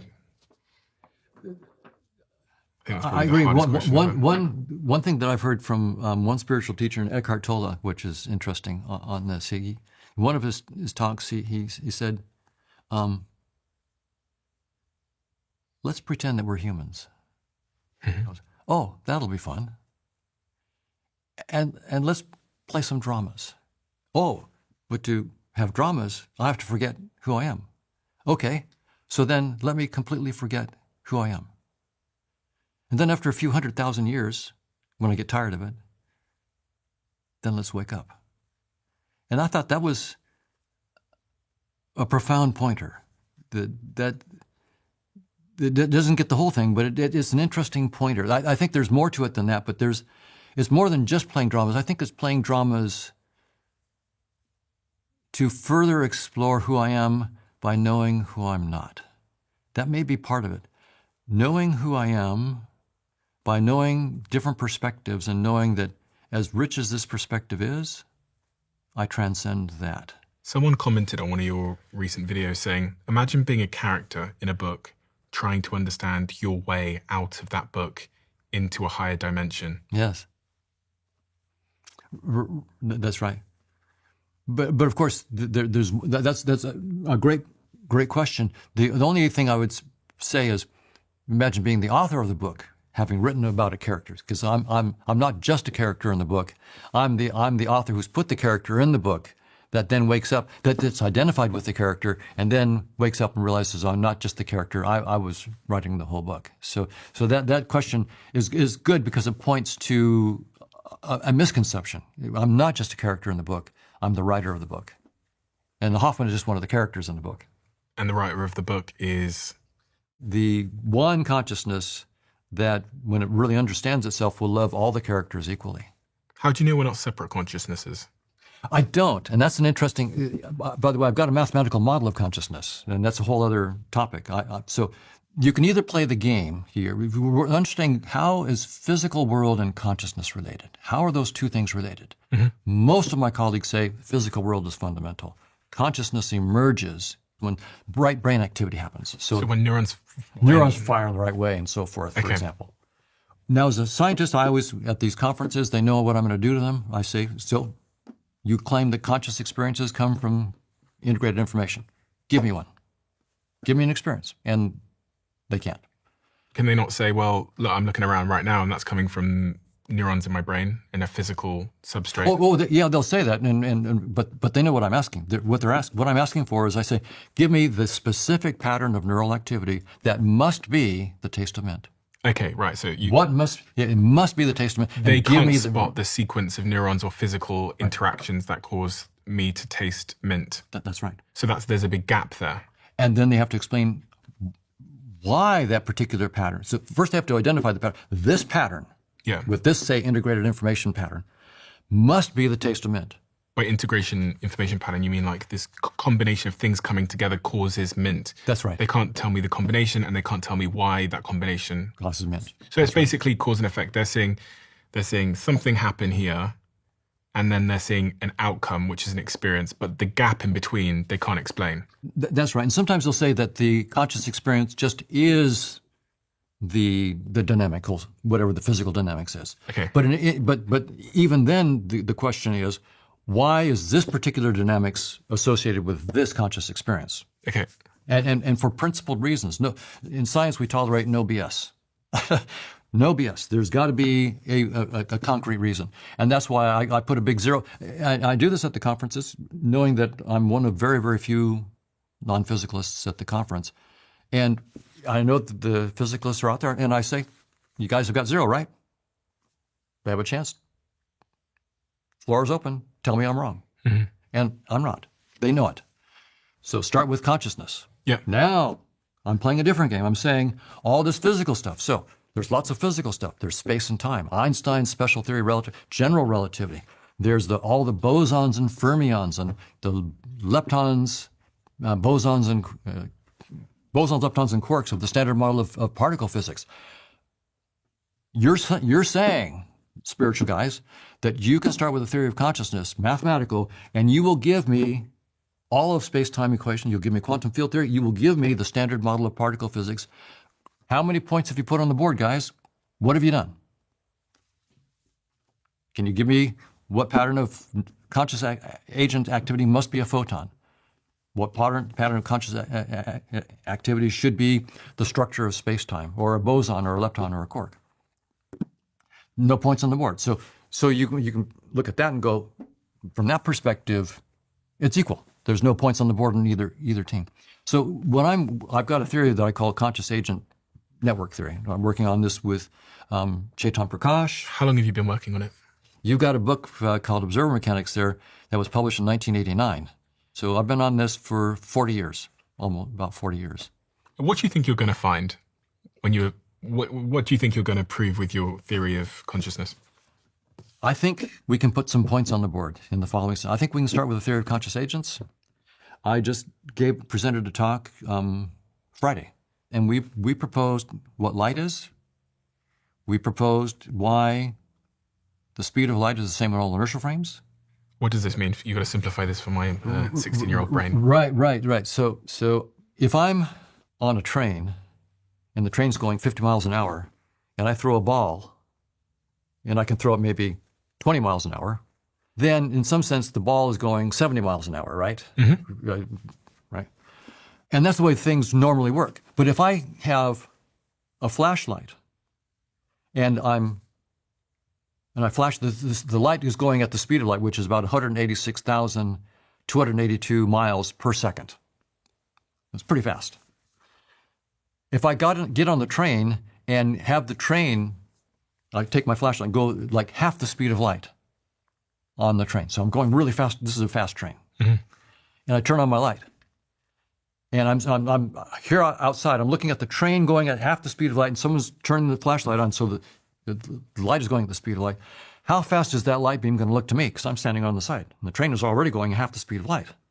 So how fast is that light beam going to go? The speed of light plus half the speed of light? That's what we would mostly think, right? And it turns out, no, it goes the speed of light. If you have mass and you're not moving at the speed of light, and we try to accelerate you to get to the speed of light, you'll never get there. But there's a speed limit. You can't get there. So that's really counterintuitive, right? But Einstein said, this is my fundamental hypothesis on which I'm going to build my theory of space and time, is that light, no matter how fast you're moving, always moves away from you at the speed of light. And also that there's no special observer. There's no, what we call no special inertial frame, but no special frame of reference in which to look at things. All frames are equivalent. So the question is, how do I start with the theory of conscious agents? Which is? That's a good question. So what is a conscious agent?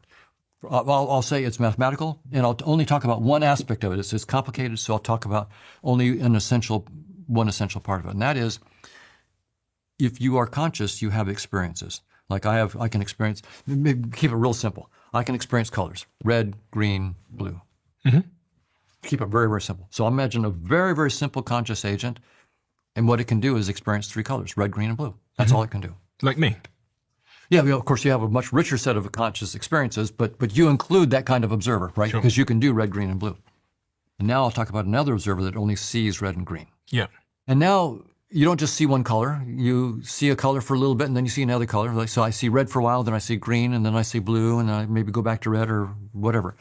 So there's going to be this sequence of colors that I see. And maybe the best I can say is that if I see green right now, then it's a 20% chance that I'll see red next and an 80% chance that I'll see blue next. I can write down probabilities.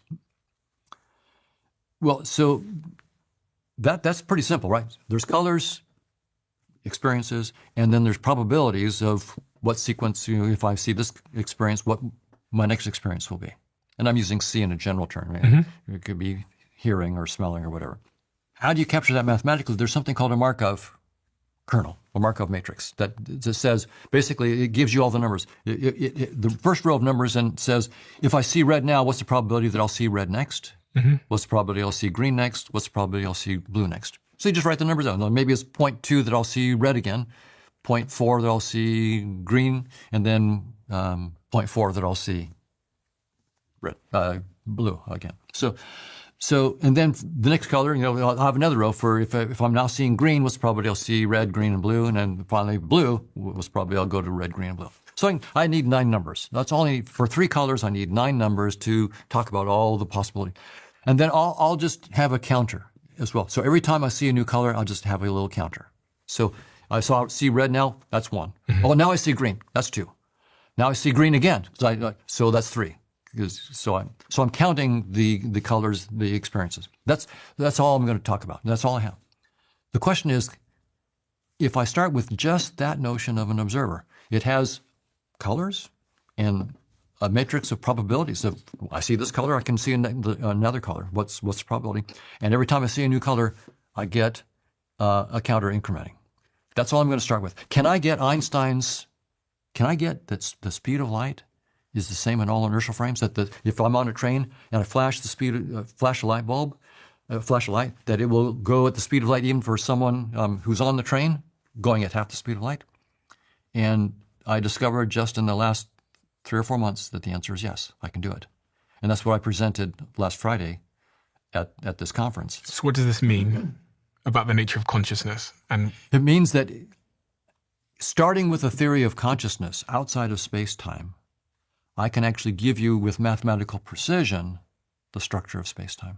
Which means that your belief is?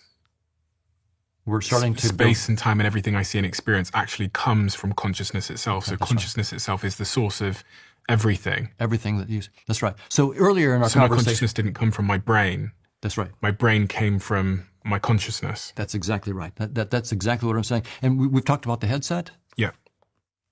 What I'm doing is I'm building the headset.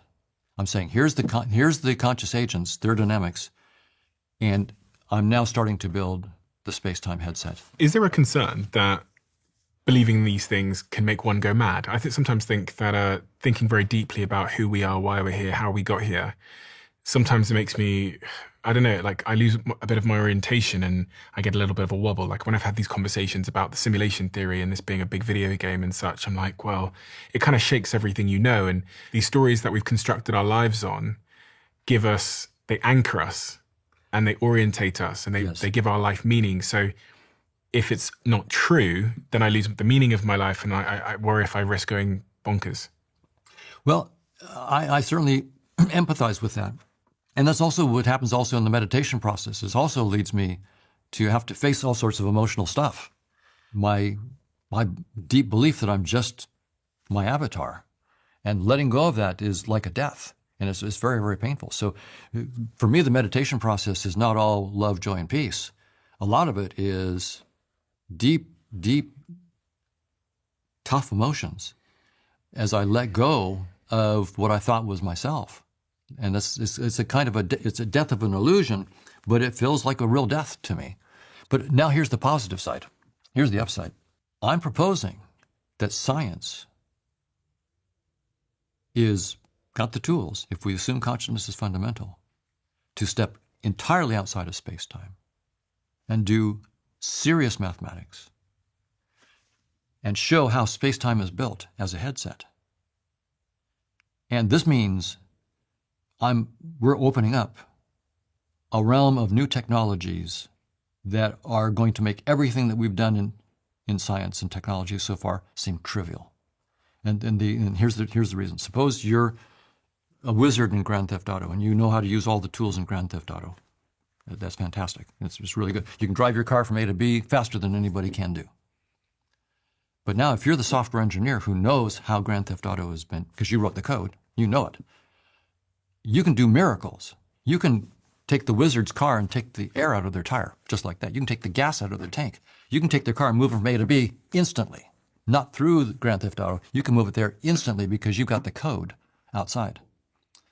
What I'm saying is, this is real. I started now to really believe this. When I could get Einstein's space-time coming out of this, I got light, and I think I've got an electron now. I think we're reverse engineering the headset. And the technologies that are about to come out of this will make everything else seem like firecrackers, because we're now getting to a deeper layer outside of the headset. We're not wizards inside the headset. We're the software engineers that are making the headset, and now we can play. So, for example, right now, the nearest galaxy, the Andromeda Galaxy, is 2.4 million light years away. If you hopped on a spaceship and tried to send your offspring, it would take, I don't know how many, thousands of generations, I would guess, to get there. And that's the closest. That's the closest galaxy. The universe is much, much bigger than that. That's just our little neighborhood. It's not feasible. We're not going to be able to travel with our current technologies travel inside space-time to Andromeda is not feasible for the foreseeable future. What if we don't have to go through space-time? What if space-time is just a headset? It really is just a headset. And we don't have to go 2.4 million light years to get there. We learn the code outside of space-time, and we can just change the code, just like the Grand Theft Auto. In Grand Theft Auto, the car has to drive through the roads to get from A to B. But not if you look at the code. In the code, I just need to change the value of a register, and all of a sudden the position of the car is now at B. It was at A, and I put it at B. Is this what time travel This would be like, this would appear like immediate time travel or immediate space travel. Is there anything within the laws of physics that tells you that this isn't possible? It's impossible inside space-time. If you only use, so inside space-time, it's impossible. But outside of what we know about space-time? A theory that's outside of space-time that properly contains space-time as a projection of the theory, allows us to then build technologies that aren't restricted to space-time. So, do you think we're getting closer to being able to edit the code of this experience so that we can do things we never thought were possible, and that things that sit outside of what we know within the laws of physics? that's exactly what I'm working on right now. That is my research project right now. That's what I'm doing. What are you hoping to do with this research, and do you think about the consequences of it? I do. First, what I'm hoping to do with the research, what I'm hoping to show is that I can get all of quantum field theory, all of special and general relativity, all of standard model particle physics from this theory of conscious agents outside of space-time. That will be able to explain all of the laws that we see, and then show that space-time theories are, in fact, a very tiny projection of the much more informationally rich dynamics of conscious agents. I've built companies from scratch and backed many more, and there's a blind spot that I keep seeing in early stage founders. They spend very little time thinking about HR, and it's not because they're reckless or they don't care, it's because they're obsessed with building their companies, and I can't fault them for that. At that stage, you're thinking about the product, how to attract new customers, how to grow your team, really how to survive, and HR slips down the list because it doesn't feel urgent, but sooner or later it is. And when things get messy, tools like our sponsor today, JustWorks, go from being a nice to have to being a necessity. Something goes sideways and you find yourself having conversations you did not see coming. This is when you learn that HR really is the infrastructure of your company, and without it, things wobble. And JustWorks stops you learning this the hard way. It takes care of the stuff that would otherwise drain your energy and your time, automating payroll, health insurance benefits, and it gives your team human support at any hour. It grows with your small business from startup through to growth, even when you start hiring team members abroad. So if you want HR support that's there through the exciting times and the challenging times, head to justworks.com now. That's justworks.com. You know, whenever someone talks about editing genes, right? There's like CRISPR DNA technology that allows you to edit genes, or there's other technologies that people talk about that allow you to, they're talking about putting, you know, our memories on hard drives and stuff like that. People get quite precious with the idea of like playing with the nature of reality too much, because some people might suffer. And even in your perception of what the world is, if we're all one consciousness, it becomes a slightly different conversation. But I guess the question I'm asking is, if we were able to play with the software of this thing that we're all experiencing right now and do things that sit outside the laws of physics, is there a question of morality of like, is that the right thing to do? Will people suffer? Or if this is all just code, is that just like a pointless question?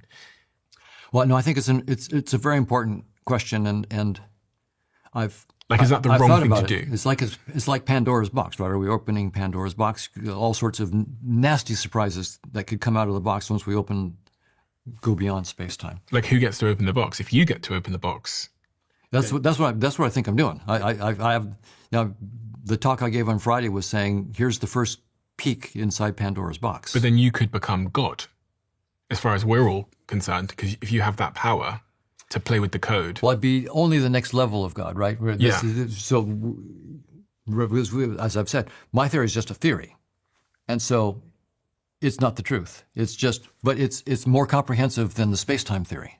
And so because I have a more comprehensive theory, I can do new technologies that you couldn't do. So I'm not God, but I'm outside of the limits of space-time. So I can give you new technologies. If I can show how space-time arises entirely outside of from this deeper theory, then if I'm right, and I'm mathematically precise, that means I have the tools to prove that I'm right. That means I can make technologies that will be miraculous from within the space. I think about the atomic bomb and how the first nation to figure out that there was new possibilities within technology, and because they had discoveries within physics, basically won the war. They were able to control every country. They became effectively the god because they could wipe anybody out within an instance. Right. It's like an analogy for how reimagining physics creates new possibilities in technology. That's right. And this is even, bigger than that, because nuclear bombs will be like firecrackers compared to what you can do with a technology that's utterly outside of space and time. We could do anything. We could live forever, but that's not even something that would really matter. But Right. Once you realize it's just a game, but you could give yourself extra time as much as you wanted in this. So it's the moral question is a very, very interesting one. It's not to be taken lightly, either way. And ultimately, it may be very related to the question you asked earlier, which is about the nature of why did the one, if there is a one, allow all this kind of horrible pain and so forth. So I have a sense, and I can't defend it, that all is well. That even with the technologies, even if the technologies are really far more powerful than anything we've seen before, nothing can actually hurt the reality of the one. And all of the headsets are just headsets. They're taken off anyway by the one. They're just tried on and let go. Apparently the one, even without all this technology, has already, put Jesus on the cross. If that story about the one is correct, then it's given a thumbs up for choosing to do that, because that, it did it. it was created cancer and the Holocaust and. That's right. So. But the one's relationship with the pain of the organisms it's create is different to the perception of pain in the organism itself, potentially. So like I hate pain, but maybe the one consciousness that we all share, that we all return to and came from, might see it as a useful signal or might not be subjectively bothered by it because it's choosing to do that. To do that. I agree with you. That seems to be a reasonable kind of conclusion. And in meditative practice, often what you find is, I always risk pretending that I'm further along than I'm not. So I'll just say I'm a neophyte. But so I'll talk about what I've heard from other more advanced people, that what was a deep pain, emotional pain, for example, when they stare at it and really accept it, it dissolves. So now I'm speaking over my head, but from people that I have no reason to disbelieve. I read a comment on your video from a guy that wrote this. He wrote, "I'm a schizophrenic. I do DoorDash for some extra money. And one night I arrived and walked to the door. I placed the food down on the door and I took a picture. I got in my car and I drove away. And 30 minutes later, the customer called me and asked me where the food was. And I told him exactly where it was. I remember taking the picture on his doorstep. So he took it up with DoorDash directly. Sometime later, I opened my back door and I saw his order on my back door. I was so confused why it was there. I remembered everything about going there and taking the picture. He said I was never there on his cameras. Apparently, I hallucinated the whole delivery. I was there, but must have never left the car or even drove up. What was I doing then? Was I staring blankly at the windshield with my eyes glazed over? I called him and apologized, but he already got his refund. I felt so terrible. I'm on medication and nothing works. It just goes to show how easily some misfirings in the brain can completely alter your sense of reality, but it also poses deeper questions about reality." I thought it was an interesting, Very. interesting point, but also it also speaks to when we talk about people that have various mental illnesses like schizophrenia that are experiencing the world entirely differently. It raises big questions about what consciousness is again. Absolutely. And someone might take that example and say, doesn't that show that brain activity is causing consciousness, and you get the wrong brain activity, then you get these false experiences and you get these illusions. So a lot of people take this as a victory point for the physicalist point of view. But there's another point of view, and that is think about the experiences that you have when you're dreaming. They can be very, very vivid. Mm-hmm. And you're in a dream, you are de novo creating that reality. That's not a reality that's there in front of you. You're creating that reality. So we know that you have the ability to project a reality, a very compelling reality. All of us do. Without schizophrenia, we do it every night in our dreams. So no surprise that we do that. And the way I view it is that it is consciousness that's making this particular headset, and it's consciousness that uses the headset in dreams to make the realities we see in the dreams, and it's consciousness that outside of space-time that also creates what we call the real reality when we're not dreaming.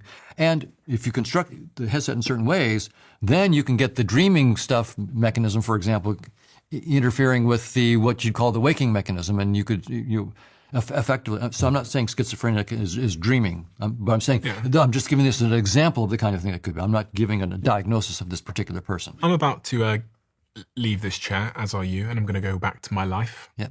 Where I'm building businesses. I've got a girlfriend. I've got a team. I've got plans for the future. I have all of these things. My listeners, they're sat at home. They're in a taxi, on a plane, train, walking, in a gym, wherever they might be right now. And I imagine that they're also looking for a conclusion here, a conclusive point of what all this means for me in my life and the things I had planned and how I should show up and treat people and act. Can you give me the conclusive point that all of this teaches you and us about how we should live our lives going forward, if everything that you've said about the nature of reality is accurate? Yeah, in a nutshell, I would say the critical thing practically is love your neighbor as yourself, because your neighbor is yourself. And second, reality is far more interesting and exciting than you could ever imagine.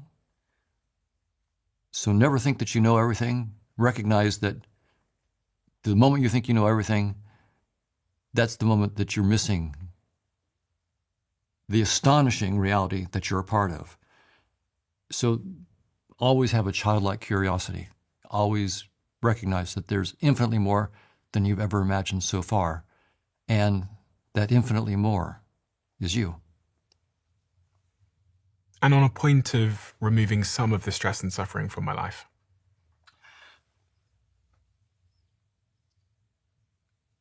I think, well, of course, first, some humble pie is required. I have stress and suffering. So I'm not speaking as someone who has transcended stress and suffering. So I speak as another fellow person with stress and suffering that is still dealing with it on a daily basis. Given that the humble pie, then I will say this. I think a lot of, and I'll make it personal, I think a lot of my problems, my stress, a lot of my suffering is because I believe illusions. To the extent that I believe that I need to become something at all, need to be better than I am in any way, need to prove anything to anybody else, that's an illusion. I'm already the infinite. I don't need to prove anything. Everything is already, so I don't need to get anywhere. I don't need to accomplish anything. I don't need to succeed at anything to become what I need to become. I'm already that. So the suffering comes from me forgetting who I am. I don't actually need to impress anybody, accomplish anything, because everything that I'm saying, I'm already making this all up. This is already me. I've already done all this. What more do I need to do? I am transcendent. I'm completely transcendent of this thing. And my suffering is not recognizing that. So my suffering is entirely being caught in my avatar. This is just my avatar. It's not me. So my suffering is because I made this avatar. I let myself, on purpose, be identified with the avatar, knowing that I would be suffering because of that, and knowing that I needed to wake up. So I'm suffering because I'm identified with the avatar, but I put myself in that place because I really wanted to look at the world through this avatar. That's why I'm suffering. But eventually I wake up and I look and I see the avatar for what it is, and I realize that everything I was trying to do to prove that I was worthwhile and I was better than you, or not as bad as you think I am, or things like that, all of that was just, all the pain and suffering was because of an illusion. But I needed to do that. I needed to look at myself from that perspective for a while, in part to find out who I am by finding out who I'm not. I'm not just that avatar. Do you find yourself toggling back and forward between this realization and then the avatar, especially when times are hard? Do you find yourself reminding yourself in difficult moments that this is just an avatar and you're transcendent? Is that a useful, active practice in your life? Because that's one of the things I take away from this is when I walk over there and I go on my phone or my laptop and I get some shitty email, I could just remind myself that this is all just, I'm transcendent and this is a game that I'm playing, and that will help me move through that situation. It is very practical in that way, because if it really is true, I mean, well, we'll put it this way. From a big perspective, we're all going to die. Mm-hmm. And if I asked you, who was the most rich and famous person in 1743? Who knows and who cares? Mm-hmm. Same thing about us.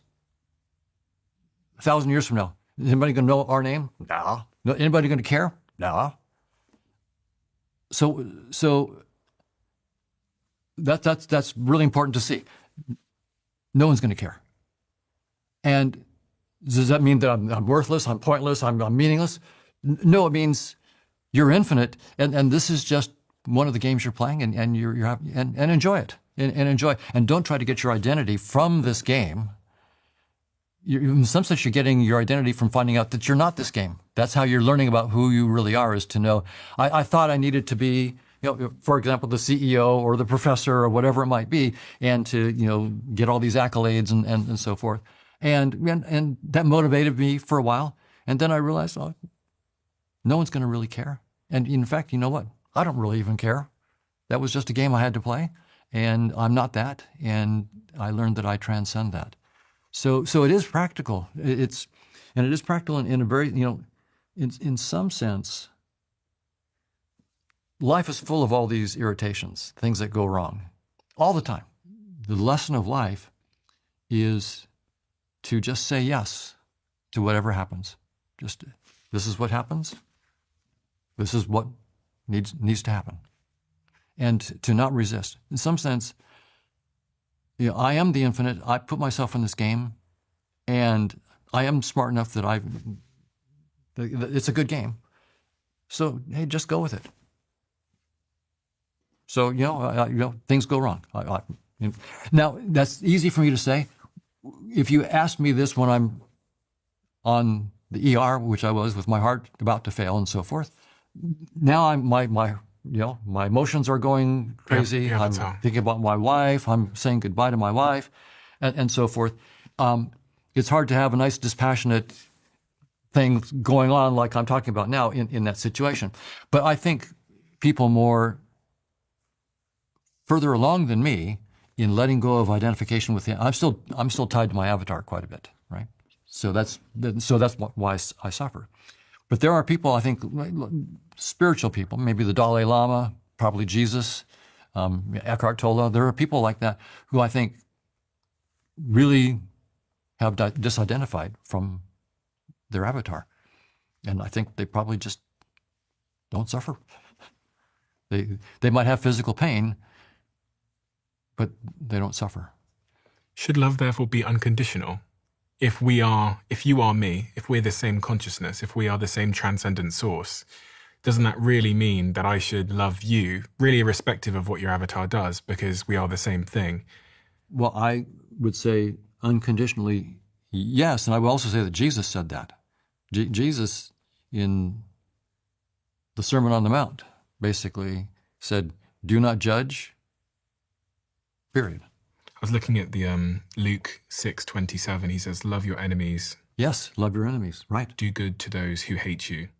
That's right. God's love for humanity is unconditional. Absolutely. And he said the same thing about the people that were crucifying while he's hanging on the cross. I mean, that is one of the most profound images I've ever seen, is a guy hanging on a cross forgiving the ones who are killing him right at that moment. And that's where it's real. In the Gita in Hinduism, in the Gita 9:29, it says, I am the same to all beings. He who worships me with devotion is in me, and I in him. Judaism says, love your neighbor as yourself. Yeah. Islam says, my mercy encompasses all things. Across all religions, unconditional love is not just an emotion, it's a spiritual discipline and a reflection of the divine. It means loving without ego, expectation, or fear, the ultimate challenge and the ultimate freedom. I completely agree. Yeah, and that's right. So it's really about letting go of judgment. We tend to judge other people. So Jesus was very, very clear about this. He said, don't judge, period. And don't condemn other people. So for those who are followers of Christ, if you judge somebody else, then you're not following Christ. Are you religious? I'll put it this way. I was raised in a fundamentalist Christian church. My dad was a pastor for a while in a church. My own attitude about I think that the Bible has good stuff in it, and I think that, as I've pointed out, I think it has bogus stuff, stuff that where they say women can't talk in church. I think it's completely bogus. So I have to have a nuanced view. I think when Jesus says, "Love your neighbor as yourself," I think that that's deep and right. And I wouldn't say I'm a card-carrying believer in any particular religion. I am a believer that consciousness, there is one consciousness, and that you and I are it. And I think that Buddha and Jesus and Muhammad and a bunch of people were very, very helpful avatars to help other avatars sort of wake up to their true nature. Do you think much about AI? It's the topic of many conversations these days. There's a lot of doom and gloom around it. There's a lot of people talking about efficiencies. But I wondered if it at all sort of overlaps with any of your work on the nature of reality and the case against reality. Very much so. I'm thinking about AI a lot since I've been in AI since 1979, and you took a class with the guy who basically is known as one of the inventors of AI. Yeah, with Marvin Minsky, right? Yeah. So and all my research, I did my PhD research on Lisp machines in the artificial intelligence lab at MIT. They were at the time very, very powerful machines for the time. So I've been with AI for quite a while, and I'm very interested in the current state of AI. The large language models are doing great things, and I use them myself. They're very, very helpful. They're also, as powerful as they are, they're dumber than cucumbers because they don't really understand things. They have incredible memory. They've read so much literature, so they have, and all they do effectively, they're computing lots of correlations. Beautiful. What they can do. It's amazing what you can do with correlations, but they're not truly intelligent. There's some work by Carl Friston and a new company where they're using something called active inference as a new mode of doing artificial intelligence. The idea there is that I should have a model of the world where I can anticipate what's going to happen and not be surprised. And that's sort of the approach that Friston is taking and his company is taking toward this. Intelligence is somehow about minimizing surprise. And minimizing surprise, then they have what they call a free energy principle and mathematical way of doing it, but they're trying to build a brand new kind of artificial intelligence that minimizes surprise, where I've given you an intuition why that's intelligent. And that's very intelligent to minimize surprise. If I'm surprised all the time, I'm pretty stupid, right? I don't understand the world very well. Mm-hmm. But if I'm not surprised, it's sort of like, wow, I've got a really good model, especially if I'm doing lots of stuff in the world and I'm almost never surprised, boy, I'm really intelligent. So you can see why that's a really good principle for trying to build an AI, not just finding correlations between everything, but really something deeper. I agree with that point of view, and it turns out this logic that I mentioned, that I discovered, minimizes surprise. So I'm actually going to be using this logic as to build space-time, but I think it's going to give an even more powerful approach. I don't have to minimize some free energy principle. I have a more direct computational way. So I'm planning to actually go back to my roots. And first I'm working on the space-time headset, but if I live long enough, I'm planning to actually go back and build a completely new kind of AI that does this minimizing surprise using the Markov chains. So that means it will be indistinguishable from consciousness. It's funny because it'll be based on my model of consciousness. So this is going to be a model of intelligence based entirely from a model which takes consciousness as fundamental. I mean, we get back to game theory again. That's right. We get back to the idea of a simulation in terms of like, if you're able to create a piece of software that is able to replicate and is built on the fundamentals of consciousness, then it's going to think it's conscious potentially. And then all of this stuff begins again and the cycle continues. And maybe that consciousness will get to a point as well where it then discovers these rules and creates a consciousness and the cycle continues. That's a great question, and I think that people should really pay attention to the way you said it. And I think that's a really good way of thinking about it. But now I'll add a little twist. From the point of view in which I'm saying that I'm starting with consciousness being fundamental and I'm discovering these rules, and so I'm not going to build an AI. Effectively, what I'm doing is I'm saying I can take consciousness and use consciousness to build a new headset. Okay. So consciousness is fundamental, but I'm using it in some sense to build a new headset projection. Well, we could play with consciousness. That's right. So I could theoretically put on that headset and do anything I wanted to do. I could go anywhere and do anything. Or a add dream, more flexibility. like a dream I could play with and influence. That's right. Absolutely. Yeah, I would just say I don't know if we can do anything because remember, my theory of consciousness is just a theory of consciousness. It's not consciousness, and it's really only a first baby step. I presume that my theory will be transcended, and there'll be a much deeper theory of consciousness, and then that will be transcended, and so forth. So what we will have is the generation of headsets that we can get with Hoffman's trivial theory of consciousness, which will look trivial once we get to the next generation of consciousness, which will look trivial. So in other words, this is never ending. What an interesting future we face. All one of us. All one of us. Donald, we have a closing tradition on this podcast where the last guest leaves a question for the next guest, not knowing who they're going to be leaving it for. And the question left for you is, what would you do if you knew you could not fail? What would you say, do, become? I'd probably do what I'm trying to do right now, which is to show how all of modern physics falls out of a theory of consciousness and develop the technologies that would come out of that. And the reason is, of course, that's fun. So one reason is it's fun, but the other reason is, why do most of us not take spirituality too seriously? Because the physicalist science gives us all the technology. It works. And spirituality doesn't give us any technology. It doesn't work. So if you're just hard-nosed about it, you go, well, spiritual stuff that sounds really good, but what does it build? Well, nothing. Physical stuff says, oh, we maybe don't need the spiritual stuff. And look what they give us our laptops and electricity. And so, but what if we change the game and all of a sudden the spiritual theory gives us technologies that are impossible with a theory that says that space-time is fundamental? Brand new, all of a sudden the game has changed. Now the technological advantage goes to those who say that space-time and physical stuff inside space-time is not fundamental.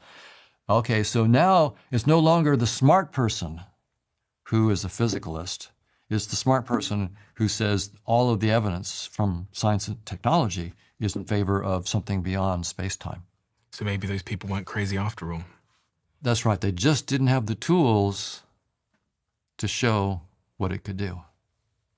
Donald, thank you so much for doing the work that you do. It's so incredibly important because it once again challenges the paradigm, the box in which we live, and it asks us and invites us to consider something beyond that. And actually, when we think about all human discovery that's moved us forward, it starts with someone who's willing to suggest that there might be more to know. And that's exactly what you do. You make me feel dumb because you make me realize that you make me question all of the assumptions that I've built my life on. And actually, in doing so, one of the great byproducts of that is you can start to realize that some of the things you've constructed cause much of your suffering, and that those things are not necessarily true. And if those things aren't true, then I have greater choice and optionality over how I feel, how I experience the world, the choices I make, the feelings I have, and the life that I live. And that's actually freeing for me to realize that the cage, the prison that I see and that I experience might not be all that there is. And I highly recommend everybody goes and checks out your book if you want to dive deeper into these subjects. It's called The Case Against Reality: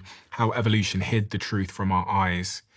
And there's a quote on front of it from Deepak Chopra, who's a former guest, that says, "Read this book carefully and you will forever change your understanding of reality. It's exceptional. It's accessible, and it creates wonder, which I think is the path to a wonderful life." So thank you so much, Donald, for the work that you do. Thank you, Steve. Truly fascinating. And thank you for helping me simplify some of these concepts so that we could all understand them. This has always blown my mind a little bit. 53% of you that listen to this show regularly haven't yet subscribed to this show. So could I ask you for a favor? If you like the show and you like what we do here and you want to support us, the free, simple way that you can do just that is by hitting the subscribe button. And my commitment to you is, if you do that, then I'll do everything in my power, me and my team, to make sure that this show is better for you every single week. We'll listen to your feedback, we'll find the guests that you want me to speak to, and we'll continue to do what we do. Thank you so much.